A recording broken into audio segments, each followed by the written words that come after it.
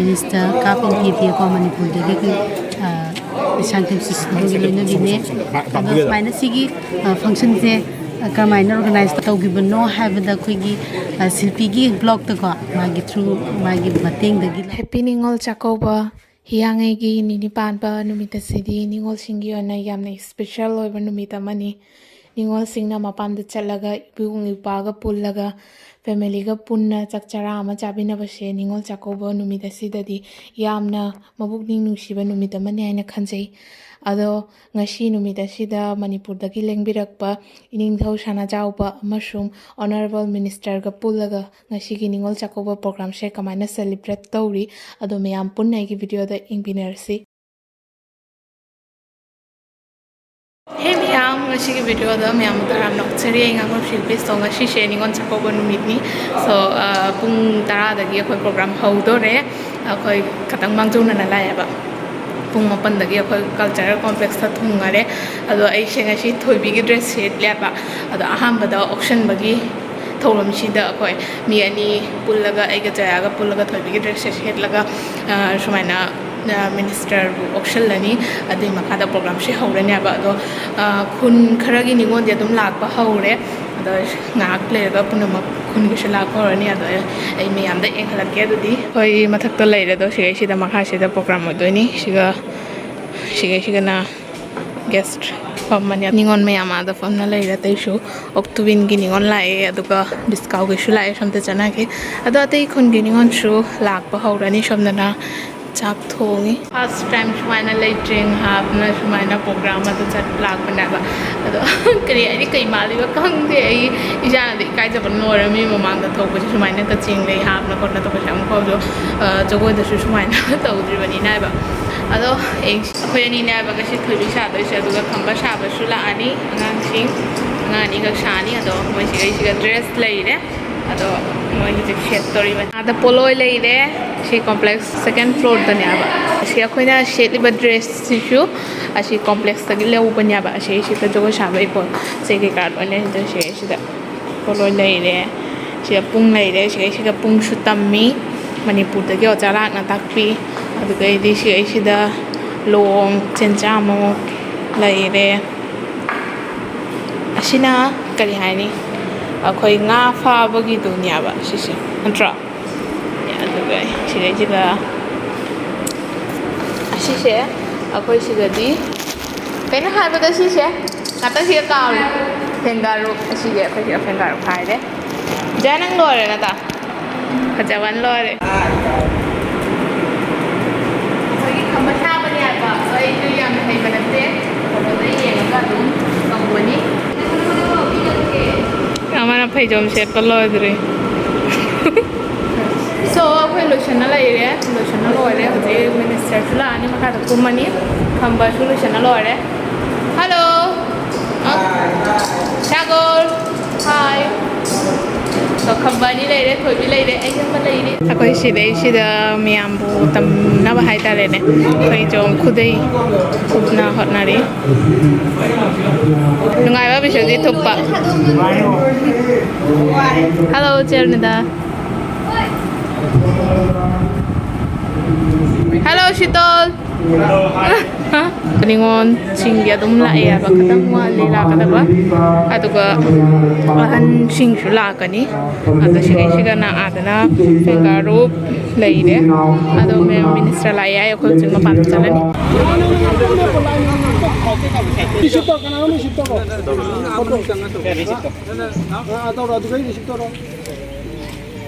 Okay, aja. Itu mau itu low. Hi. Ikugi complex sida legiri bari tinno kudi kudi tinshijani ikugi basiki khodegi hena ekona thawang nangai jeriba gesing ngaki makada soidana tangkata ꯑꯩꯈꯣꯏꯒꯤ ꯂꯦꯡꯕꯤꯔꯛꯇꯣꯔꯤꯕ ꯃꯅꯤꯄꯨꯔꯗꯒꯤ ꯂꯦꯡꯕꯤꯔꯛꯂꯤꯕ ꯑꯣꯖꯥꯁꯤꯡꯕꯨ ꯑꯁꯪꯕ ꯊꯧꯔꯝ ꯑꯁꯤꯗ ꯈꯨꯗꯤꯡꯃꯛꯅ ꯁꯔꯨꯛ ꯌꯥꯕꯤꯅꯅꯕ ꯁꯤꯡꯗ ꯃꯥꯏꯀꯩꯗꯒꯤ ꯂꯣꯏꯅ ꯅꯤꯡꯁꯤꯡꯖꯔꯤ Lain sonda lain namaga. Sonda. Sunda line mga to. Noi lei ason bilina da phangabo noijon ka pairo noijon ka mangi noijon na kaya phone da video to ason sanga do mayang ngakang jai da lepin asi line da lep line da Mamang da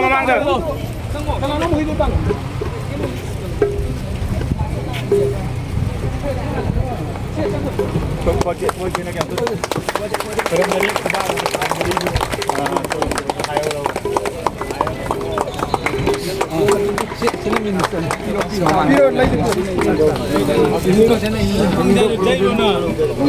Aja som dang tang.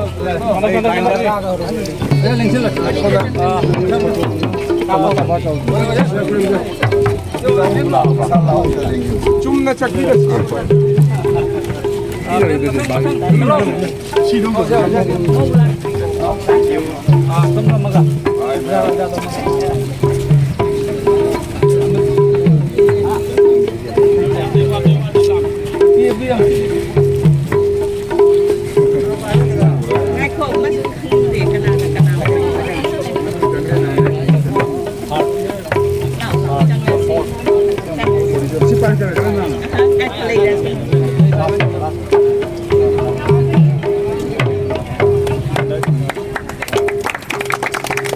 Khoi guest mayam lakwa loi ne ado si kana no khangmi bai ng mayam mayam no khai te khangna ba yam na popular ba singer apagi bung chori senjam mani kai ko igi ming edition ping edition play ya ba ado ibung khangna ba yam no ngai re ado ngarang ku di ui ado ko bon na hau da re ba ngarang no yaw bra akhoi ani ga ro am min ko yaw re ado Bangladesh se ngai re ko mai tau ge ngai su yang kana je ayub to kalo to surmon ki 중국어도 못 사이에. 원래 스타트 레나 파트 된다. 무슨 말? 그거 무슨 말? 미는 말.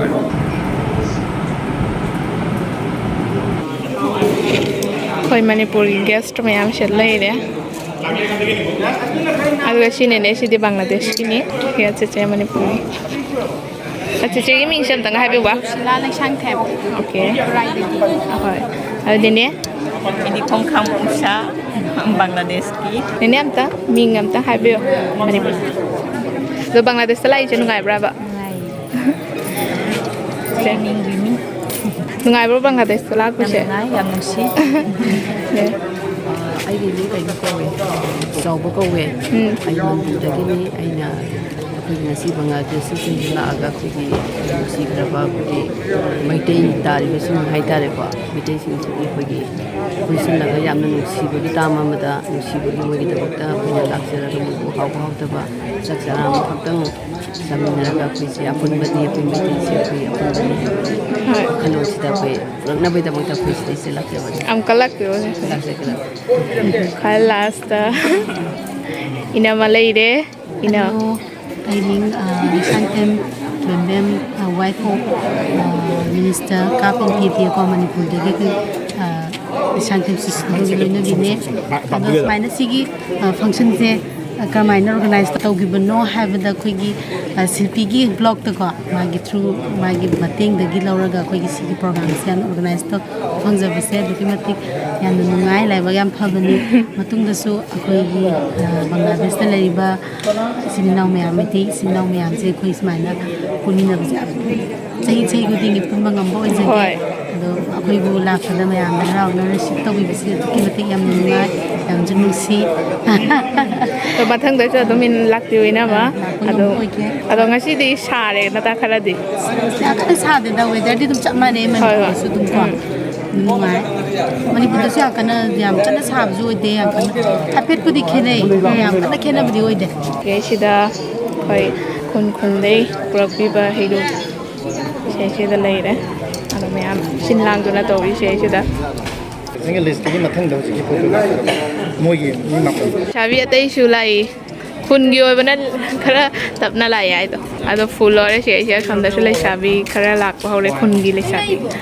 ꯑꯗꯣ ꯁꯤ ꯑꯍꯟ ꯈꯔꯗꯤ ꯋꯥꯠꯂꯤ ꯃꯅꯤꯄꯨꯔꯗꯩ ꯂꯥꯛꯄ ꯌꯨꯝꯒꯅꯤꯅꯦ ꯑꯗꯣ ꯑꯝꯇꯪ ꯇꯧꯕꯤꯔꯣꯕ ꯑꯩꯅ ꯑꯥꯒꯔꯇꯂꯥꯗꯒꯤ ꯐꯗꯜꯗꯟ ꯁꯤꯂꯦꯛꯇꯅꯤ last ꯑꯥꯒꯔꯇꯂꯥꯗ ꯁꯦꯀꯦꯟ ꯑꯣꯏꯔꯦ ꯑꯩ ꯃꯤꯡ ꯇꯟꯖꯝ Ranjan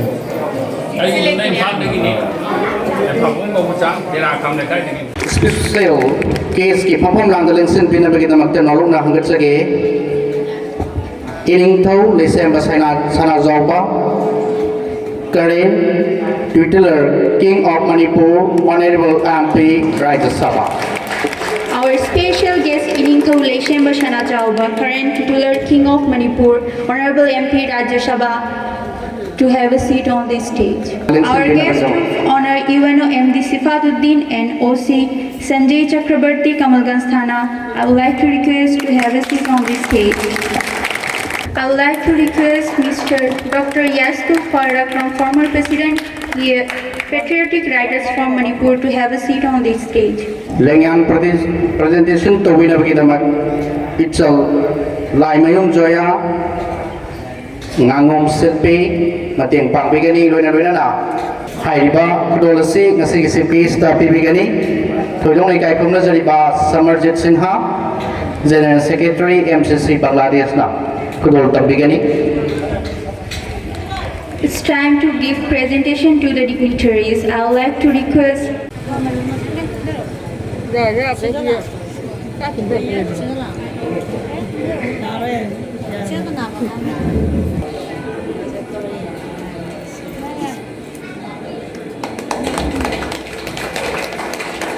program si Bangladesh ki lemai da mutnai dana mayas sak liba sugum lehurasano kai komna jariba social Manipuri Youth Front Bangladesh Rakesh Norem Secretary Patriotic Writers Forum Manipur ꯊꯥꯗꯁꯨ ꯆꯥꯛ ꯏꯁꯤꯡ ꯇꯧꯕ ꯌꯥꯗꯣ ꯁꯤ ꯔꯨꯝꯁꯤꯒ ꯑꯗꯨꯁꯨ ꯆꯥꯛ ꯏꯁꯤꯡ ꯇꯧꯔꯦ ꯀꯩꯅꯣ ꯍꯥꯏꯗꯤ ꯃꯤꯁꯦ ꯑꯩꯈꯣꯏ ꯃꯤꯁꯦ ꯌꯥꯝꯕꯅꯤꯅ ꯑꯗꯣ ꯁꯤꯗꯁꯨ ꯇꯧꯔꯦ ꯁꯣꯝꯗꯁꯨ ꯇꯧꯔꯦ ꯑꯗꯣ ꯃꯊꯛꯇꯁꯨ ꯇꯧꯕꯩ ꯋꯥꯔꯤꯅꯤ ꯊꯥꯔꯠ ꯐ꯭ꯂꯣꯔꯅꯤꯅ ꯑꯗꯣ ꯑꯇꯣꯞꯄ ꯁꯤꯟꯗꯨꯉꯥꯏꯅ ꯑꯗꯨ ꯇꯧꯗꯔꯦ ꯑꯩꯈꯣꯏ ꯇꯥꯟꯖꯧꯁꯦ ꯋꯥꯖꯔꯕꯅꯤ ꯁꯤꯒꯩꯁꯤꯗꯅ ꯔꯨꯝꯁꯦ ꯑꯁꯤ ꯔꯨꯝꯁꯤꯅ ꯆꯥꯎꯔꯦꯕ ꯑꯗꯣ ꯁꯤꯒꯩꯁꯤꯗ ꯂꯩꯔꯦ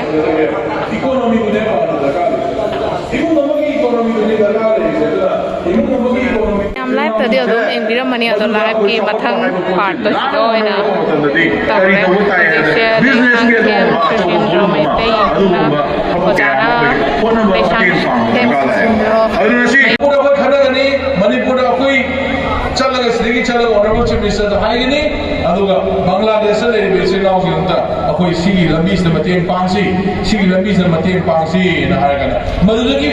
ꯃꯤ ꯆꯥꯝꯃꯗ ꯃꯇꯦꯡ ꯄꯥꯡꯉꯁꯨ ꯃꯤ 5 ꯅꯠꯇ꯭ꯔ 10ꯗꯒꯤ ꯍꯦꯟꯅ ꯁꯨꯡꯑꯣꯏ ꯑꯣꯏꯔꯣꯏ ꯃꯤ 5 ꯅꯠꯇ꯭ꯔ 10ꯗꯒꯤ ꯍꯦꯟꯅ ꯂꯣꯏ ꯑꯇꯩꯗ ꯂꯣꯏ ꯑꯣꯏꯕ ꯉꯝꯃꯣꯏ ꯑꯗꯨꯅ ꯃꯤ 5 ꯅꯠꯇ꯭ꯔ 10ꯗ ꯑꯣꯏꯔꯛꯏꯗꯣ ꯃꯗꯨ ꯑꯩꯅ ꯏꯁꯣꯔꯗ ꯈꯨꯔꯨꯝꯃꯤ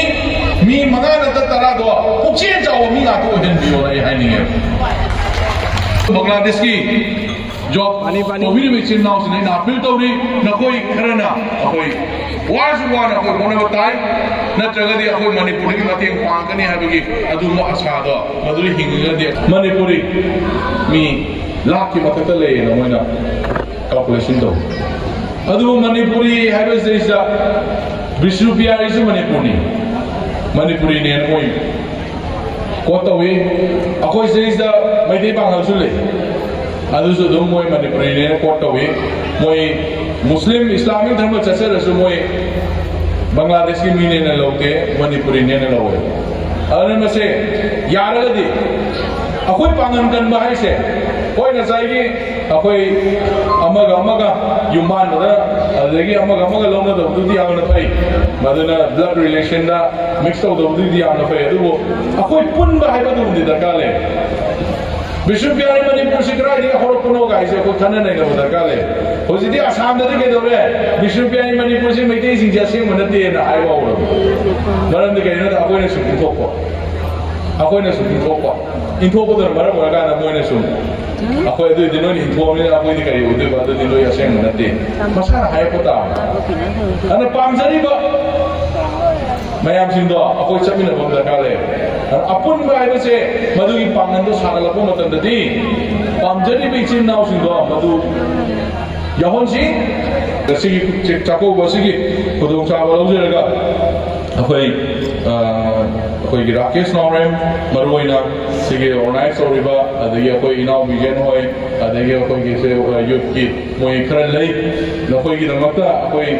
ꯁꯣꯏꯗꯅ ꯑꯩ ꯃꯇꯦꯡ ꯄꯥꯡꯒꯅꯤ ꯃꯅꯤꯄꯨꯔ ꯂꯝꯗ ꯃꯤꯅꯤꯁꯇꯔ ꯃꯌꯥꯝꯒꯤ ꯃꯅꯨꯡꯗ ꯈ꯭ꯋꯥꯏꯗꯒꯤ ꯅꯍꯥ ꯑꯣꯏꯕ ꯃꯤꯅꯤꯁꯇꯔꯁꯦ ꯑꯩꯅ ꯑꯣꯏ ꯑꯗꯨꯅ ꯅꯍꯥꯁꯤꯡ ꯑꯩꯈꯣꯏꯅ ꯑꯍꯟꯁꯤꯡꯗ ꯁꯄꯣꯔꯠ ꯇꯧꯒꯗꯕꯅꯤ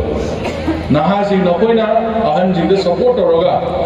ꯑꯍꯟꯁꯤꯡꯅꯁꯨ ꯅꯍꯥꯁꯤꯡꯗ ꯂꯥꯟꯅ ꯂꯝꯖꯤꯡꯕꯤꯕ ꯅꯠꯇꯕ ꯆꯨꯝꯅ ꯂꯝꯖꯤꯡꯕꯤꯔꯒ ꯑꯩꯈꯣꯏꯒꯤ ꯈꯨꯟꯅꯥꯏ ꯑꯁꯤ ꯀꯟꯅꯕ ꯍꯣꯠꯅꯕ ꯃꯇꯝꯗ ꯅꯈꯣꯏ ꯃꯌꯥꯝꯒꯤꯗꯃꯛꯇ ꯑꯩ ꯁꯣꯏꯗꯅ ꯑꯩꯈꯣꯏ ꯃꯇꯦꯡ ꯄꯥꯡꯒꯅꯤ ꯕꯪꯒ꯭ꯂꯥꯗꯦꯁꯁꯦ ꯅꯨꯡꯉꯥꯏꯕ꯭ꯔꯣ Nungay. Bangladesh ay nila ibulay masak pajaway ngaki. Ichega ngarang ju phangna kare to ngarang di ngatang ki tamak phangna hobane ba to ngasi di ayu ju phangna re to yam ngare che yam pajare ngasi ki na lai je chingma Ay Bangladesh lai ba ningon jingge loi pajay sai dagi masak pajaway na khongage khalambini. Nana kona ano changaro somda phambam lai to somda chu changjana ai bulok to gai jaoge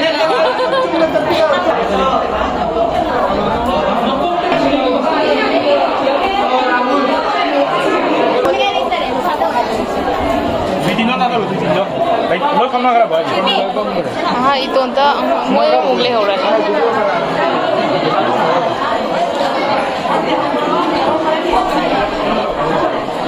सिगना second floor सिगाई सिगदा show में हम full हो रहे समझना भामोन में हम भी नहीं आ रहे मैं यार देख खान चालू लोग ना कि वीडियो तो नहीं रहा नोई बुझे बात दौड़ी नहीं ने आगां सिंह से वाले थे पैसिका मणिपुर की इच्छा में हम ले रहे शेष सिगा इबुंग ऐसे ले रहे मैं चावा हूँ ना करे कोई जो फम बने चावा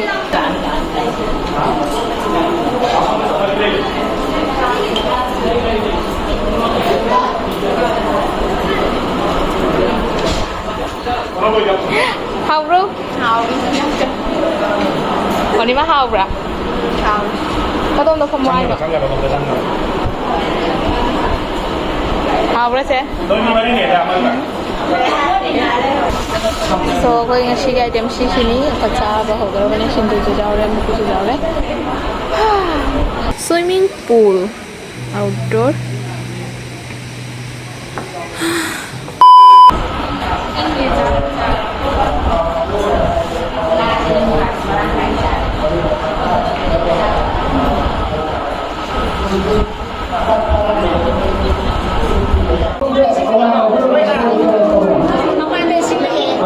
Ibung lấy sang thêm session rồi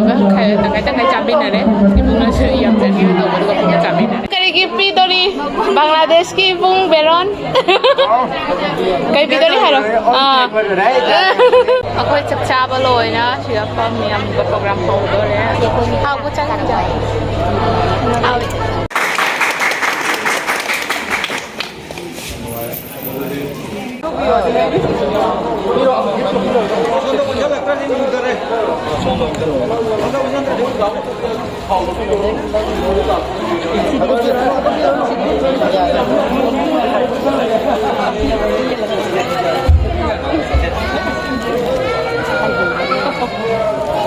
Say chal je मैं कोई नुआई भी है फबन द पिना बिरमो करमो कोई जंगला पिजो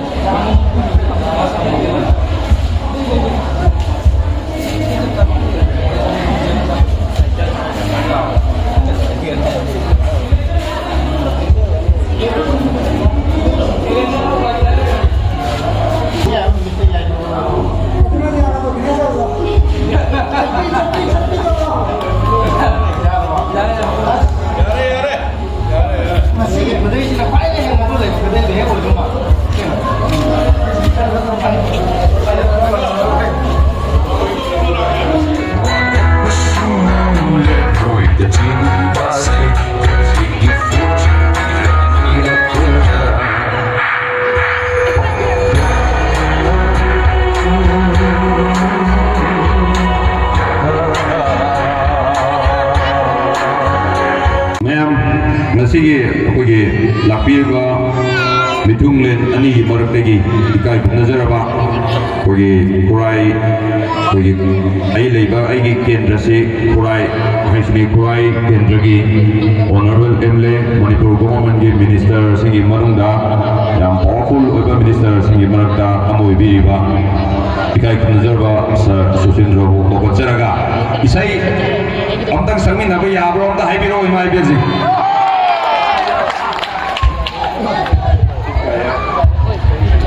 इसे ऐसे कोई बांग्लादेश की कोई मैथे निगोल सिंह दा डेडिकेट तो होता है आदा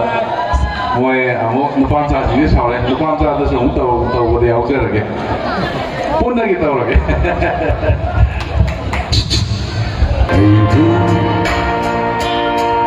Lucifer,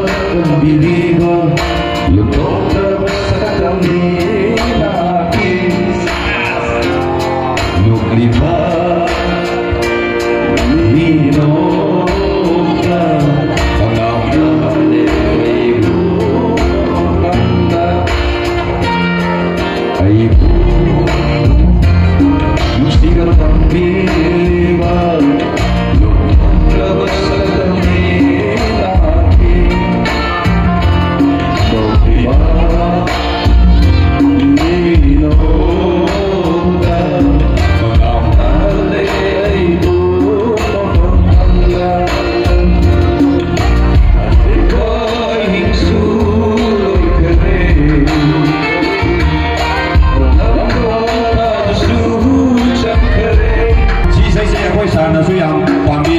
Thank you very much.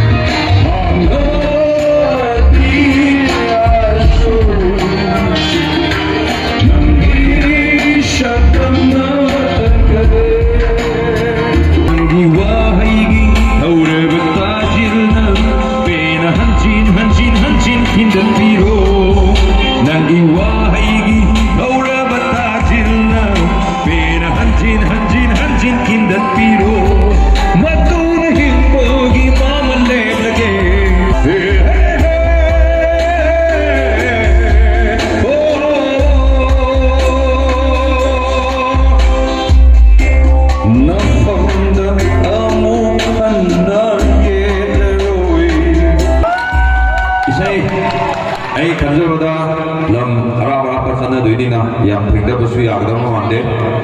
Saya ama ani dan ama rakyat masak saya rakyat dosen jerge. Wata pada bitar rakyat.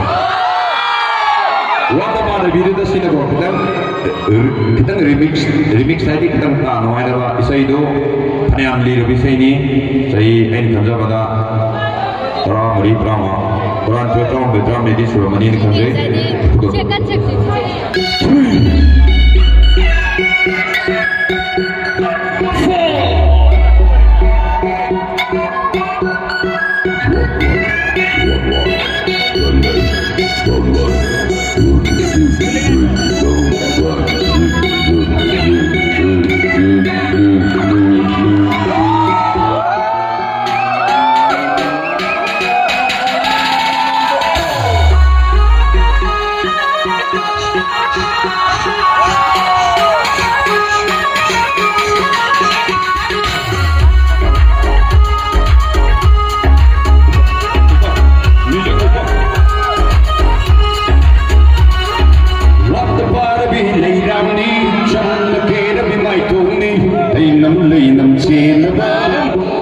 Isam lang Isam na tiyan na pasare hai may say Tapat bilay rangi Siyam na tira bimay kopi Ainam Sila ba mo Isam lang Nang kitari ay nakatraktawa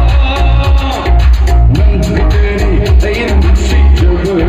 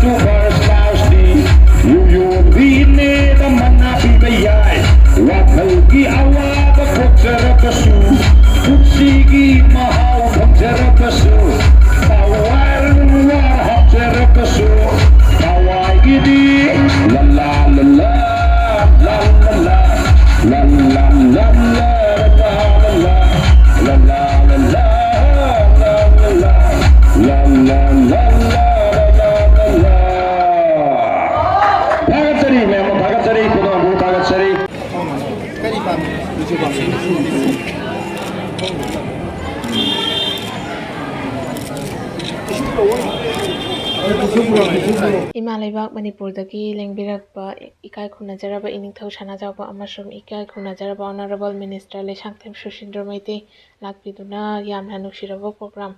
Ningol Chakouba Pangdokpase Ningol Singgi Oinadi Yamna Nuksiraba Mikupa Mani Bangladesh ki Oinadi Handakna Ahamba Oidoni Sumaina Ningol Chakouba da Suka Chamna program tawbase Asing Bahairadi Thadade Sumaina Suka Fajana Ningol Mayam Punna Sumaina program ase Mapung Phane haba Asikidamakta Iningthau amasung Honorable Minister Leshangtem Sushindra Oja Mayambu Hannaina Thakachari Sakna Rabo Oja Hoina Sumaina Lakna Lepibase Meitegi Haurakfam Manipurna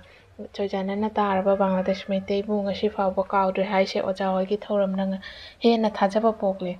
Hanana Thakachari Oja Mayambu handakte hauna chahi khuding sumaina ataisu chauna Bangladesh ki Ningol Mayam loinamak pullaga Ningol Chakouba program ase mapung fan ba oirasanu haina thajaba thami sumaina Suka chauna program ase sinna mapung phawase Bangladesh amasung tunglei pak ima Meitegi Haurakfam Manipuri maga hena Mari Chesanaba haibase akhogidi oina laibak fabani hena su mari chesalale sumaina Manipurdagi langna Bangladesh ka punna program ase tawbase aduga ma pung phawase chahi khudingi sumaina hena chauna hena nungaina program ase pung phaba oirasanu kanglaipak imana yaifari